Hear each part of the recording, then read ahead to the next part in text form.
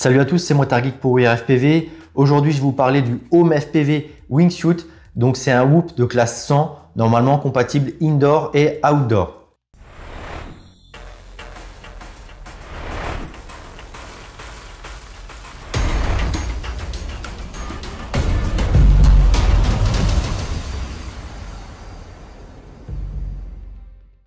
Donc, le Wingsuit, avant d'aborder les caractéristiques, je ne vais pas le passer au banc, je vous expliquerai pourquoi après.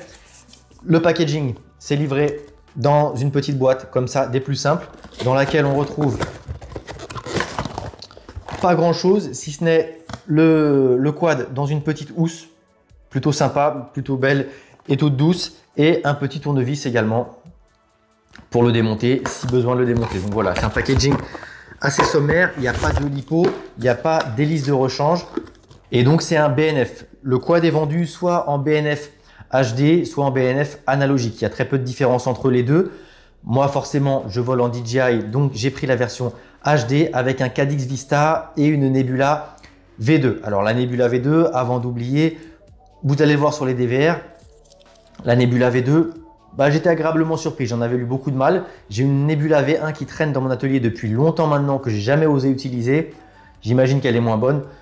Cette V2 ne vaut pas la Cadix, la caméra DJI d'origine, mais clairement, on est encore très loin de l'analogique et ça reste un plaisir à voler sans glitch avec une belle définition. Donc le Wingsuit, comme je vous le disais, c'est un Whoop de 100 mm.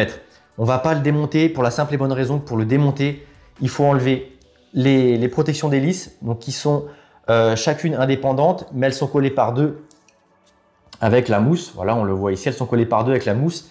Et surtout pour les enlever, il faut, alors je ne sais pas si on va le voir, je vous ai pris des photos que je vais mettre sur le blog encore une fois. Elles sont situées sous le moteur. Donc il faut enlever les 4 vis du moteur et donc de chaque côté, puisqu'il faut enlever les deux moteurs et ensuite les enlever. Et quand on a enlevé un moteur, il pendouille. Donc ce que j'ai fait moi, c'est que j'ai enlevé les deux moteurs, les deux docks en même temps, les deux protections d'hélice, et ensuite j'ai remis pour faire mon bricolage les moteurs sur le châssis pour pas que ça tire sur les câbles, que ça risque de les arracher des ESC. Voilà, donc c'est pas pratique à démonter. En plus, entre la protection d'hélice et le châssis, il y a du TPU pour faire du soft mount. Et ça c'est cool parce qu'on n'est pas du coup sur du soft mount directement mis sur le moteur. Parce que souvent quand on serre trop le pied entre guillemets, les fixations du moteur viennent s'enfoncer dans le TPU. Là, vu que c'est du carbone plat contre la plaque en plastique des protections d'hélice, ça vient bien se serrer et ça bouge pas. C'est franchement clean comme montage. Et voilà, c'est pas pratique à démonter. Et en plus, comme c'est tout petit, il faut enlever les hélices pour vraiment avoir accès à l'électronique. Donc voilà, je vais pas vous le montrer au banc aujourd'hui. En plus, je l'ai démonté 2 fois, je vous expliquerai pourquoi. Donc la première fois, ce que j'ai fait, c'est que j'ai installé tout simplement mon Crossfire. Encore une fois, je vous mettrai des photos sur le blog, mais le Crossfire, voilà, on voit là le petit bout de riselant qui le tient. Il est juste sous la bottom plate. Et j'ai également installé un buzzer que j'ai fixé sur la protection TPU là, qui vient protéger l'électronique et surtout faire landing pad. Donc on se pose là-dessus. Voilà, le buzzer, je l'ai installé comme ça.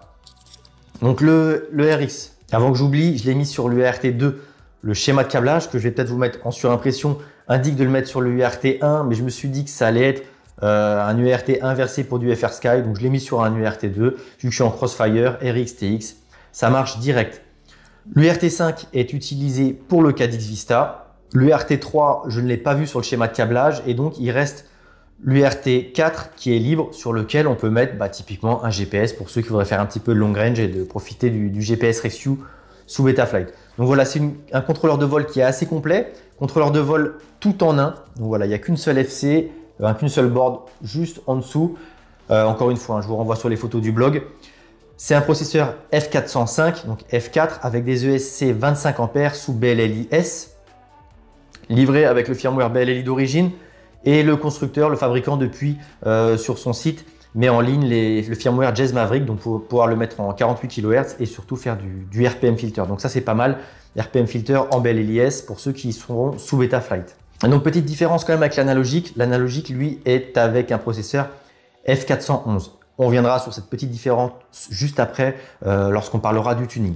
Donc ça c'est pour l'électronique. Les moteurs, ce sont des 1106 à 4500 kV qui peuvent tourner en 3 et 4S et le constructeur conseille des LiPo 4S 850 mAh. Je vous reparlerai après de ce que je pense des LiPo et de l'autonomie.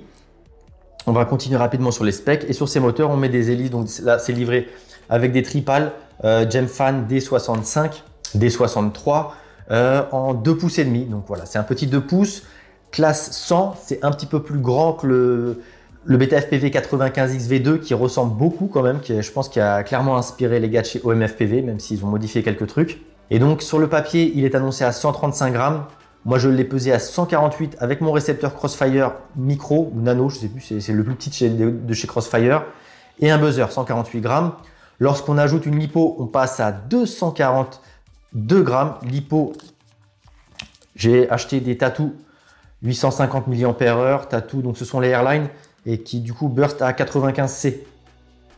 Voilà, l'éclairage est un petit peu violent. 242 grammes avec la LiPo, et si on rajoute une petite Insta360 Go, on passe à 266 grammes, donc on dépasse les 250 grammes de certaines législations. J'ai commandé une GoPro Hero 6 que je compte faire en naked.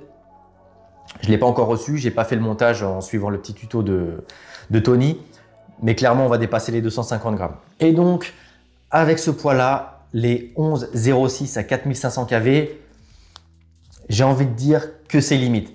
Alors le quad, il est livré en Betaflight, j'ai plus la version en tête, avec des tunings relativement poussés. On a les curseurs, que ce soit des PID ou des filtres qui sont très vers la droite, même pour le 10 termes sur les filtres.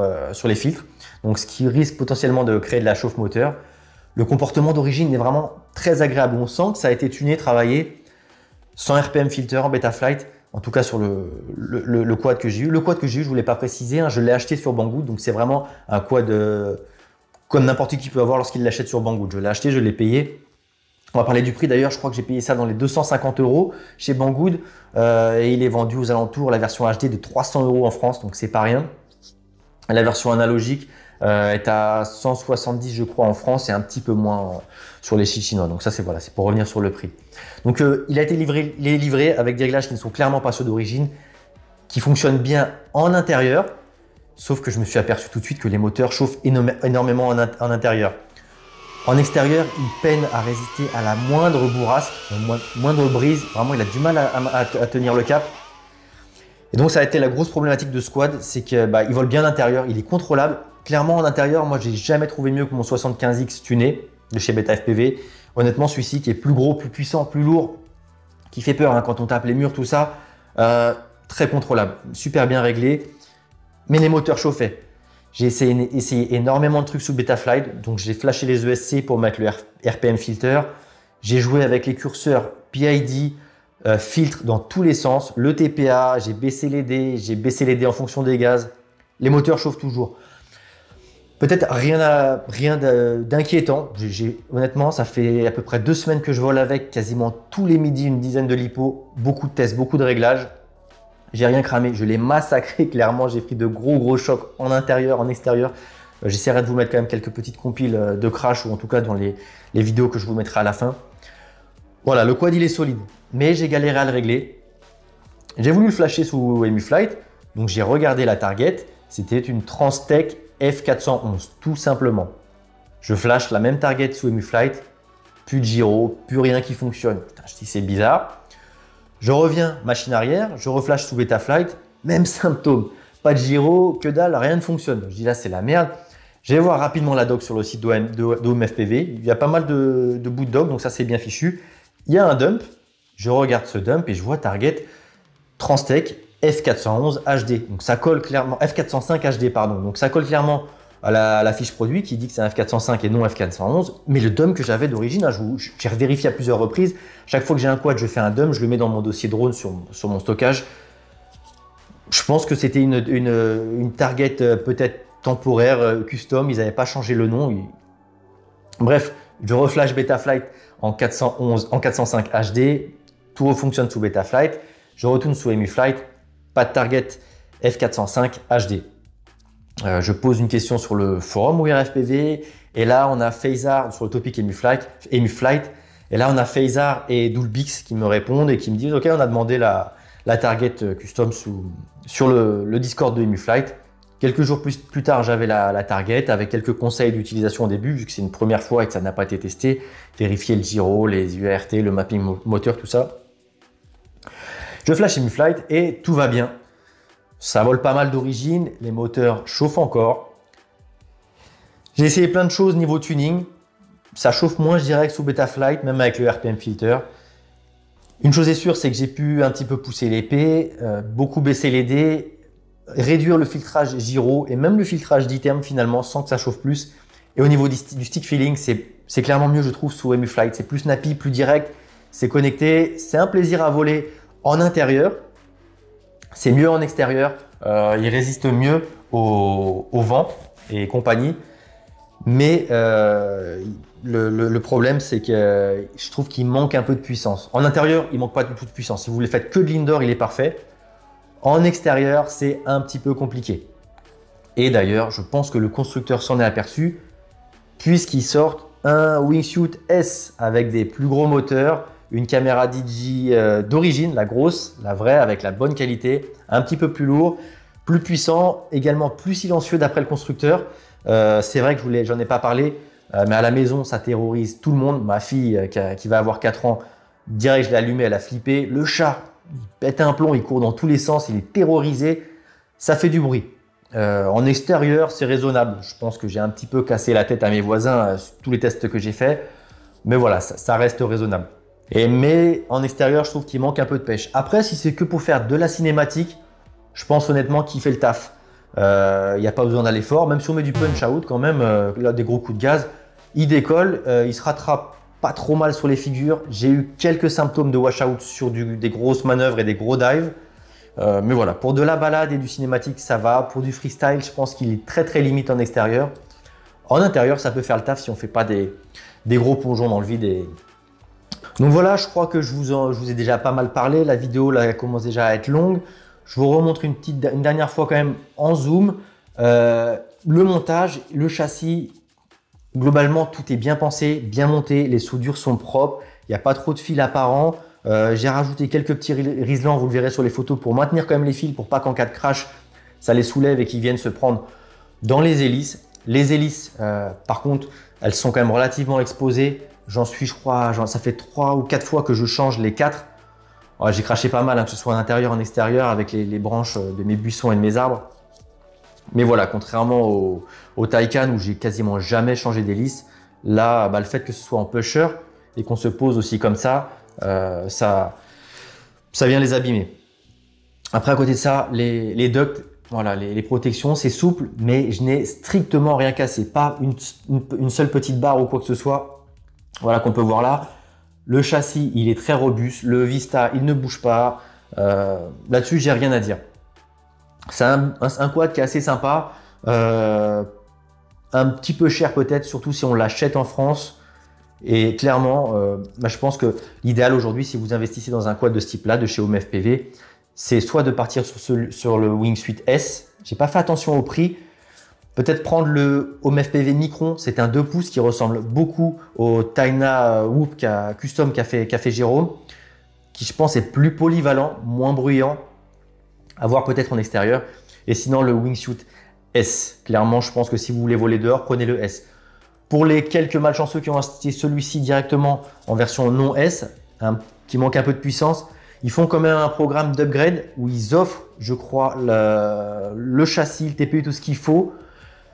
Et ils font un rabais sur les moteurs. J'ai pas en tête tous les détails du programme, mais voilà, on peut l'upgrader à moindre coût, même s'il y a un coût quand même minimum, si on l'a déjà acheté. Ah oui, aussi rapidement, je vais faire un petit retour sur les lipos. Donc les 850 conseillés en Tattoo 4S. J'ai également volé avec des 650. Si on met pas trop de poids sur le dos, c'est pas mal. Les 650, surtout chez Tattoo, sont plus petites. Ce ne sont pas des airlines, celles-ci, plus petites et plus légères. L'autonomie, je vous en ai pas parlé, elle n'est pas beaucoup moins si on ne charge pas avec une caméra HD. On est aux alentours de 2 minutes 30, 3 minutes de vol. Selon comment on vole, peut-être un petit peu plus si on fait 100% cinématique. Mais voilà, faut pas s'attendre à voler 6, 7, 8 minutes à mon avis, c'est pas possible. D'ailleurs, le Wingsuit S, le fabricant, indique également qu'on a plus d'autonomie, en plus de faire moins de bruit et d'avoir plus de puissance, ça a l'air plus efficient. Voilà, c'en est tout pour cette petite découverte de chez Home FPV. Alors à côté de ça, j'ai eu l'occasion de discuter avec le fabricant puisque j'aurais posé des questions au sujet de mes problèmes de chauffe-moteur et de tuning. Ils m'ont expliqué que du coup ils avaient réagi avec le Wingsuit S. À côté de ça, ils ont une gamme qui s'étoffe assez vite. Ils ont le Micron 2 pouces et ils ont également, on n'a pas beaucoup de détails, mais ce qu'ils appellent le Unicorn. L'Unicorn, ça va être un équivalent, je pense, classe 75, peut-être un peu moins, l'équivalent d'un Beta FPV 75X, mais en HD, donc avec un Cadix Vista dedans et une Nebula. Donc c'est plutôt cool. Voilà, les quads se réduisent. C'est adapté à l'hiver pour l'intérieur, au confinement lorsqu'on ne peut pas sortir, et même lorsqu'il fera beau, quand on vole avec des potes pour faire des petites vidéos cinématiques, des souvenirs. Voilà, ça reste pas très lourd, ça reste pas très dangereux en cas de choc. Les hélices sont relativement bien protégées. Moi personnellement, c'est des petits quads qui me plaisent. Et donc voilà, pour conclure, bon, c'est quand même un petit quad qui me plaît. Je vais le garder, je vais l'upgrader en S pour voir ce que ça donne. La seule problématique, c'est voilà, les moteurs chauffent. Le tuning en intérieur va très bien. Dès qu'on est en extérieur, ça a tendance à bouger. Je m'étais loupé lorsque j'ai fait un vol. J'ai mis des PID horribles. Je vais vous mettre un DVR pour comparer, où le quad volait excessivement mal. Et donc, dans ce cas de figure, si le stick feel ne vous dérange pas et que vous faites de la cinématique pure, entre guillemets cinématique, hein, parce que je sais que c'est un sujet en ce moment qui buzz un petit peu, tout le monde fait de la cinématique, tout le monde n'en fait pas, ça gêne les pros, ça gêne vraiment les grands fans de la vidéo cinématique. Bref, quand j'entends cinématique, c'est de la vidéo entre guillemets stabilisée. Bah voilà, j'ai été choqué. C'est la première fois, c'est Jérôme qui m'a filé sa Insta300, qui m'a prêté sa Insta360 Go.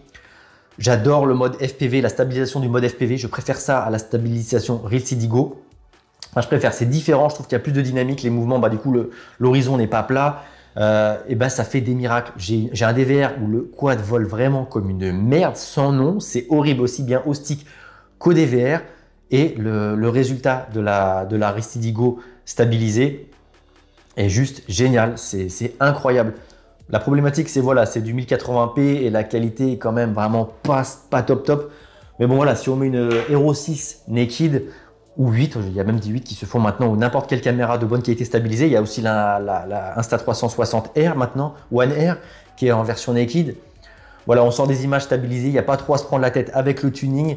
Si c'est juste pour ramener des images et qu'on ne pense pas forcément au plaisir au bout des sticks, ça le fait. Pour le plaisir au bout des sticks, il y a un petit peu de tuning à faire. J'ai réussi à faire quelque chose qui est agréable, très agréable en indoor, très précis, qui peine un petit peu plus en extérieur, mais ça reste utilisable même en matière de DVR. Si on veut juste partager le DVR, il n'y a pas de vibration, c'est cool. Voilà. Donc, agréable découverte du fabricant Home FPV en ce qui me concerne. Les prix sont un petit peu élevés. Ils ont sorti, je pense, un produit un petit peu trop vite puisqu'il y a la version S qui arrive très vite. Donc voilà, voilà, faut voir. N'hésitez pas, vous, à me dire ce que vous avez pensé donc, de ma présentation, des différents produits qu'a pu présenter le fabricant Home FPV. Comme d'hab, si vous avez regardé la vidéo jusque-là, c'est qu'a priori, ça vous a plu. Si vous avez envie de nous soutenir, n'hésitez pas à laisser un commentaire, quel que soit le commentaire sous la vidéo. Dans l'idéal, quand même, un commentaire un petit peu pertinent. Si ce n'est pas fait, vous abonnez à la chaîne avec la petite cloche pour avoir les notifications. Et sur ce, je vous dis à très bientôt. C'était Motard Geek pour We Are FPV.